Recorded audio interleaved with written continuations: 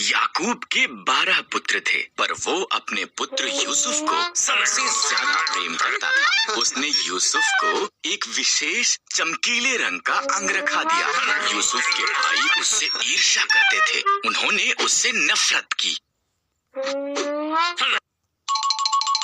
यूसुफ ने विशेष स्वप्न भी देखे। मेरे स्वप्न में हम खेत में पूले बांध रहे थे, उसने कहा, और तुम्हारे पूलों ने मेरे पूले को दंडवत किया। यूसुफ के भाइयों ने उससे और भी ज्यादा नफरत की। यूसुफ ने एक और स्वप्न देखा। सूर्य, चंद्रमा और 11 तारे मुझे दंडवत कर रहे थे।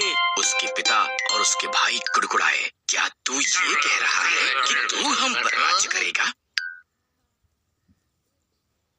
एक दिन यूसुफ के भाई खेतों में उनकी भेड़ों की निगरानी कर रहे थे। उन्होंने उसे उनकी तरफ आते हुए देखा। उन्होंने उसे मार देने और उसके सपनों का अंत करने की योजना बनाई। हमारे भाई को मार देना गलत होगा, रूबेन ने कहा। आओ हम उसे खाली गड्ढे में डाल देते हैं। इसलिए उन्होंने यूसुफ का विशेष अंगरखा फाड़ दिया और उसे गड्ढे में फेंक दिया। इश्माइली व्यापारी मिस्र की तरफ उनके मार्ग से गुजरे। आओ हम यूसुफ को इश्माइलियों के गुलाम के रूप में बेच देते हैं, यहूदा ने सुझाव दिया। इसलिए भाइयों ने यूसुफ को चांदी के 20 सिक्कों के लिए बेच दिया। भाइयों ने यूसुफ के अंगरखे को बकरे के लहू में डुबोया और इसे याकूब को दिखाया। मेरा पुत्र मर गया है, वो रोया। इसी दौरान यूसुफ को मिस्र में ले जाया गया, लेकिन परमेश्वर यूसुफ के साथ था। मिस्र में इश्माइलियों ने यूसुफ को पोतीपर के पास बेच दिया, जो फिरौन का हाकिम था। परमेश्वर ने यूसुफ को आशीष दी और उसे सफल बनाया। पोतीपर ने यूसुफ को अपने पूरे घराने का अधिकारी बना दिया। यूसुफ ने पोतीपर की अच्छी सेवा की। पोतीपर की पत्नी ने चाहा कि यूसुफ परमेश्वर के विरुद्ध पाप करे। यूसुफ ने इनकार कर दिया, इसलिए उसने उसके बारे में झूठ बोला। पोतीपर ने अपनी पत्नी पर विश्वास किया और यूसुफ को जेल में डाल दिया गया।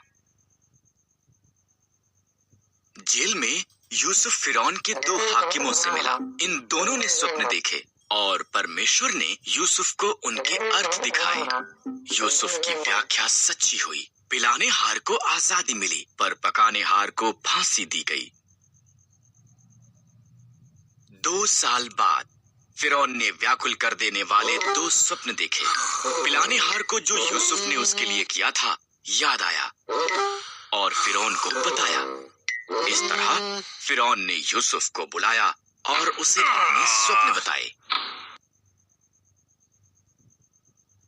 परमेश्वर ने यूसुफ को फिरौन के स्वप्नों का अर्थ दिखाया। 7 साल तक भरपूर फसल होगी, यूसुफ ने कहा। इसलिए भोजन को जमा कर लें, क्योंकि इसके बाद 7 साल का अकाल होगा। फिरौन यूसुफ की बुद्धि से प्रभावित हुआ, इसलिए उसने यूसुफ को सारा भोजन एकत्र करने का जिम्मा सौंपा। फिरौन को छोड़ मिस्र में कोई भी यूसुफ से ज्यादा शक्तिशाली नहीं था।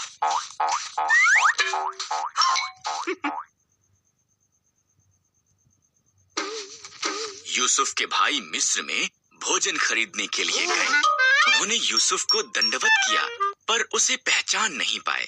जब उसने देखा कि वो बदल चुके थे, तब उसने उन्हें बताया कि वो कौन था। भाई भयभीत हो गए थे। तुम लोगों ने मेरे लिए बुराई का विचार किया, यूसुफ ने कहा, परंतु परमेश्वर ने उसे भलाई के लिए प्रयोग किया। हमारे पूरे परिवार को मिस्र में ले आओ, हमारे पास खाने के लिए भरपूर होगा।